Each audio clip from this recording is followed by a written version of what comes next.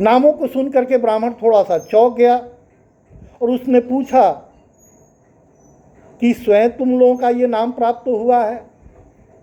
प्रेतों ने कहा कि नहीं, यह हमारा जो नाम प्राप्त हुआ है हमारे कर्मों के आधार पर यह नाम, हमने इतने बुरे काम किए हैं कि ये सारे बुरे नाम हमारे साथ जुड़ गए और इस नाम से हम लोग जाने जाते हैं।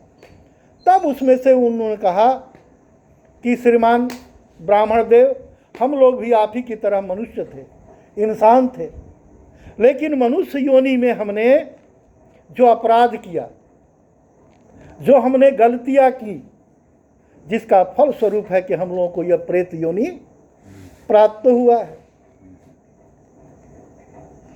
पृथु नाम के ब्राह्मण ने कहा कि अच्छा एक बात बताओ, जिसका नाम तुमने पयुर्सित बोला, उन्होंने कहा कि पयुर्सित, तुम बताओ कि तुम्हें ये प्रेत योनि कैसे मिली?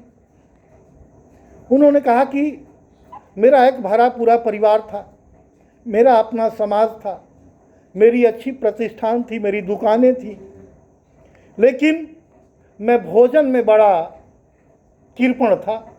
मैं स्वयं तो स्वादिष्ट भोजन करता था, परंतु अपने घर वालों से चोरी करके, लेकिन अपने मित्रों को, समाज को, साधु संतों को, ब्राह्मणों को, उन्हें भोजन नहीं देता था। इसी पाप से मेरा नाम पयुर्सित पड़ा।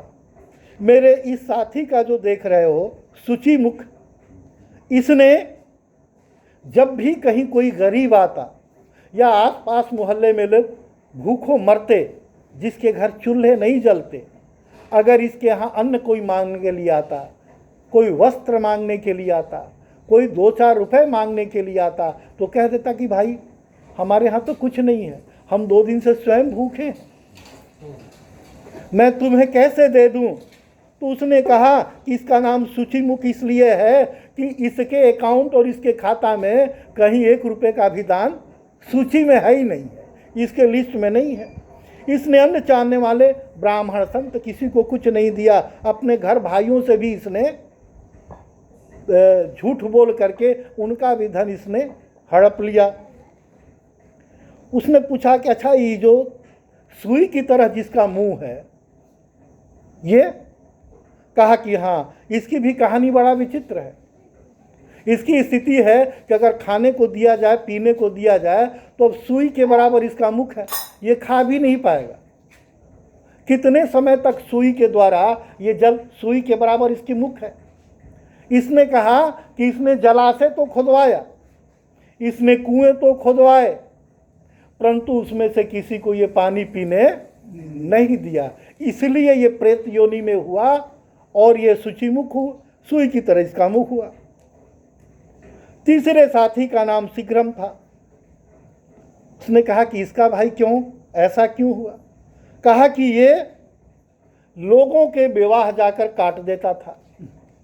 जब भी किसी के घर में कन्या का विवाह हो, किसी के लड़के का विवाह हो, और इसका परम स्वभाव था कि 2 शांत घरों को आपस में आग लगा करके घर में ये पकौड़े खाता था, घर वालों को कहता था कि देखो आज मज़ा आएगा, आपस में लड़ेंगे, सब सबों की बंटवारा हो जाएगी, इसलिए इसका प्रेत योनि में हुआ। चौथे साथी का नाम रोधक था। पूछा, अरे ब्राह्मण, इसका नाम रोधक क्यों पड़ा? रोधक, गति रोधक। कहा कि हाँ महाराज, इसने अपने जीवन में, अपने इलाके में जब भी कहीं कोई विकास का काम हो तो जा कर के उसमें रोड़ा अटका देता था। जमींदार से, राजा से आपस में लड़ाकर, रोधक का मतलब इसका काम था रोकना, इसीलिए इसको प्रेत योनि मिली। पृथु नाम के ब्राह्मण ने कहा कि तुम्हारा नाम तो लेखक है, बताओ तुम्हारा नाम लेखक क्यों पड़ा? कहा हाँ, मेरा नाम लेखक पड़ा। मैं ऊंच कोटि का विद्वान था, हर विषयों का ज्ञाता था, धर्मनिष्ठ था, कर्मनिष्ठ था, लेकिन दुख का बात था कि मैं नहीं चाहता था कि हमसे बड़ा कोई विद्वान बने। हमारे अंदर अहंकार था, हमारे अंदर घमंड था। दूसरे बच्चे या दूसरे लोग हमसे अगर शास्त्रार्थ करते या कहीं किसी विषय पे जानकारी लेना चाहते थे तो हमारे अंदर ईर्ष्या होती थी, हमारे अंदर जलन होती थी कि ये हमसे आगे कैसे चला जाएगा, हमसे बड़ा ये विद्वान कैसे हो सकता था। इसीलिए है प्रभु, उस पाप के कारण मुझे, मैं दूसरों की निंदा करना, दूसरे की बातों को काट देना, दूसरों की सिद्धांतों को गलत कहना, इसीलिए मैं प्रेत योनि में आया। उसने कहा कि पांचवें साथी का नाम का जो लेखक है मैं हूं, इसीलिए मेरा मांग ऐसा हुआ। यह सुनकर ब्राह्मण को बड़ा दया आई। पृथु नाम के ब्राह्मण को थोड़ी सी दया आई। पृथु ब्राह्मण ने पूछा कि तुम सब खाते क्या हो, ये मुझे बताओ। अच्छा, मुझे एक बात बताइए, अब जो हम लोग के आसपास जो काला जो घूमता है ना, हाँ, वो क्या खाता है सुबह, जिसको हम लोग बाराह कहते हैं, सुअर।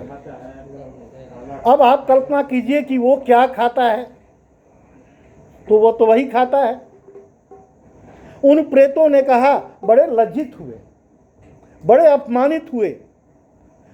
प्रेतों ने बोला कि आप हमारे आहार के संबंध में कृपया नहीं पूछे तो अच्छा होगा, क्योंकि जब हम लोग अपने खाने के संदर्भ में, अपने आहार के संदर्भ में अगर आपको हम बताएंगे तो हमारे कहने के बाद आपको बुरा लगेगा, बड़ा ही घृणाप्रद है। फिर भी पृथु ब्राह्मण ने कहा, बताओ तुम लोग खाते क्या हो और कहाँ से खाते हो। आप लोगों ने श्रीमद् भागवत में कथा सुना था